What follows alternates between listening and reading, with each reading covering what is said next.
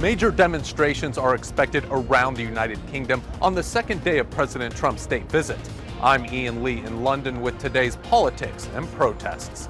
Two men convicted of gun and drug charges in other states arrested just over here near Belgrade, found in the back of a pickup truck.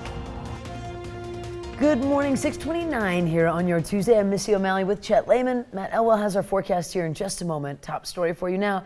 Day one of President Trump's state visit to the UK was largely filled with pomp and pageantry. But today, the ceremonies give way to meetings with British Prime Minister Theresa May, and London is bracing for mass protests. Ian Lee reports from London's Trafalgar Square. President Trump is getting the royal treatment in London.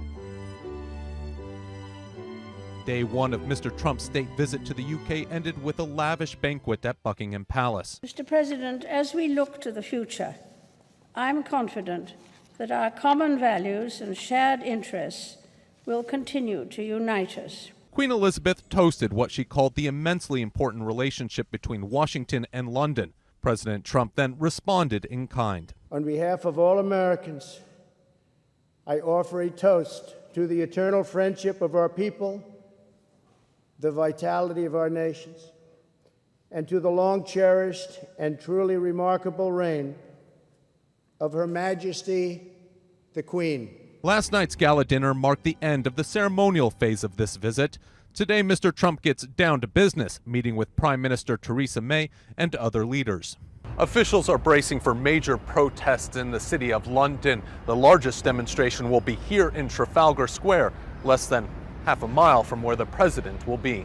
British police have spent weeks planning the security for this state visit. But when we're talking about tens, probably hundreds of thousands of people protesting in London against this visit and against President Trump himself, then that does present new risks. President Trump will spend another night in England before moving on to Ireland, where he'll stay at his own golf course.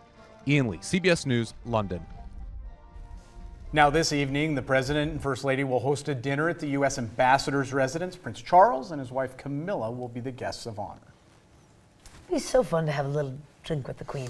Again, coming up in about 15 minutes or so, we could be breaking away to CBS News for live coverage of the President's state visit to the United Kingdom. It looks like they're having a lovely time. Absolutely. Mm-hmm. Yeah. Good morning for a spot of tea, I'd say. Yes. Yeah. Temperatures are very pleasant this morning, into the 40s, 37 out toward West Yellowstone. The afternoon's going to be fantastic as well, mid-70s. I think I'm going to take a little nap outside, by the afternoon, not in the bright sunshine. Have a crumpet. I will.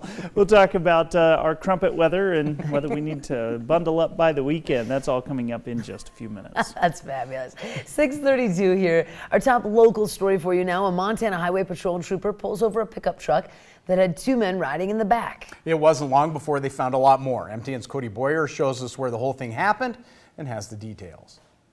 Now, according to these court documents, troopers say one of their own saw the duo, Luis Alberto Garcia and Eric Jasper LeBeau, heading towards Belgrade in the back of a pickup truck near this intersection when they pulled them over. That's when investigators say these men appeared to have a lot to hide. A Montana Highway Patrol trooper noticed a blue pickup driving 55 in a 70-mile-per-hour zone on Jackrabbit Lane. In the back, the trooper found Luis Garcia and Eric LeBeau with a woman behind the wheel. According to court documents, the driver told the trooper that she was giving the two men a ride to Belgrade, from the Town Pump gas station in Four Corners to the Quality Inn. Troopers say a criminal history check revealed multiple drug charges, including felonies, shared between both men and spread across multiple states. The trooper also noticed two backpacks. Both men told the trooper that they would not agree to have them searched. A search dog smelled drugs, so troopers let the men go but took the bags. Meanwhile, troopers got another clue. The men were suspects in a hit-and-run crash in Yellowstone National Park from the night before. And inside the bags, over a pound of meth, along with a loaded revolver. On top of that, $9,000 in $100 bills. In court, the state also added that Garcia has broken parole in the past and is known to escape custody. Troopers say Garcia tried to run when they found the two again to arrest them. Now, both are in the Gallatin County Jail on a U.S. Marshal hold. Judge Brian Adams set both of their bonds at $1 million each. Now, I spoke with Highway Patrol earlier, and they told me the case is now back in the hands of the U.S. Marshals. In Bozeman, Cody Boyer, MTN News. 6:34 in other news this morning, a football player for Montana Western is in trouble after investigators say he pointed a BB handgun at a group of teenagers in a car next to him. Blake Sentman appeared yesterday in Gallatin County Justice Court. According to court documents, Sentman was riding with two others along Airway Boulevard near Interstate 90 when they pulled up alongside another vehicle. The teens in that car claimed that Sentman held out a black handgun and waved it at them. Sentman admitted to Belgrade police that he pointed the gun at the teens in order to scare them. Sentman currently listed on the Bulldogs roster as a wide receiver. And Senator Steve Daines says President Trump has reversed his decision to shut down the Anaconda Job Corps Center. Daines said the decision came after a call he had with the president on Saturday, where he stressed that the Anaconda Center was one of the top-ranked centers in the country. After speaking with Daines, the president told him that the site would remain open. The Anaconda Job Corps Training Center employs 250 people in southwest Montana. In other Treasure State headlines, Helena police say a 49-year-old Helena man died after crashing a motorized bicycle over the weekend. Police were called to the intersection of Poplar Street and Montana Avenue just before 6 p.m. Saturday to investigate the crash. Sheriff Coroner Leo Dutton identified the man as Jason Dupree. According to investigators, Dupree was headed north on Montana Avenue on a motor-assisted bicycle when he struck a curb and was thrown from the bike. Dupree was transported to the hospital, where he died as a result of blunt force injuries early the next morning. Helena police say alcohol is believed to have been a factor. And 80 fighter fighters from the Helena, Bitterroot, Lolo, and Flathead hotshot crew are all being dispatched to Alberta tomorrow for a 14-day assignment. Interagency hotshot crews are the most highly trained, skilled, and experienced type of wildland firefighters in the United States.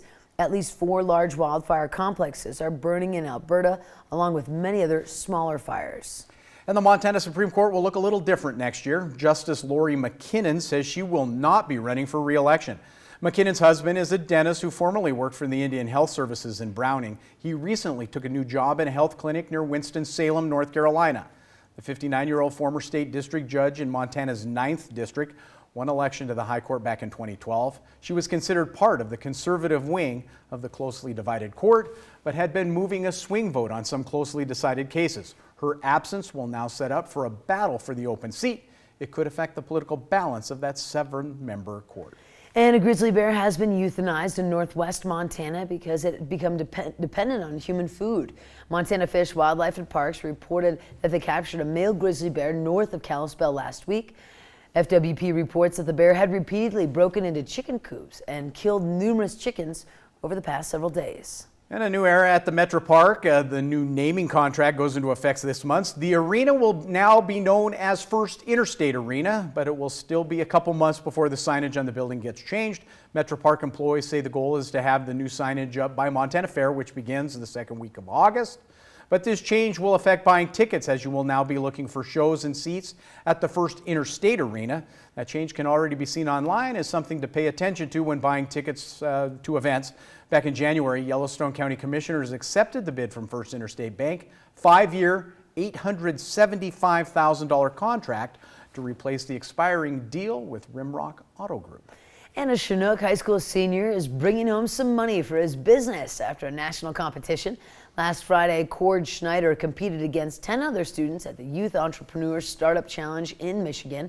He received $6,000 to go towards his business, where he designs custom bumpers out of his garage. And airmen at Malmstrom Air Force Base are celebrating after being awarded the coveted Omaha Trophy. The 341st Missile Wing won the trophy for being the best missile wing of the United States Strategic Command.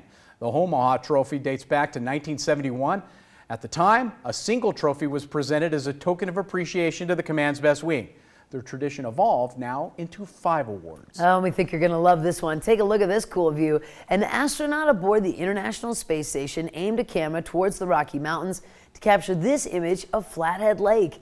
The lake we see today on the western edge of Flathead National Forest is a remnant of a glacial lake in Missoula. Glacial Lake Missoula, I should say. And the lighter toned parts of the lake are due to sediment from the seasonal snowmelt.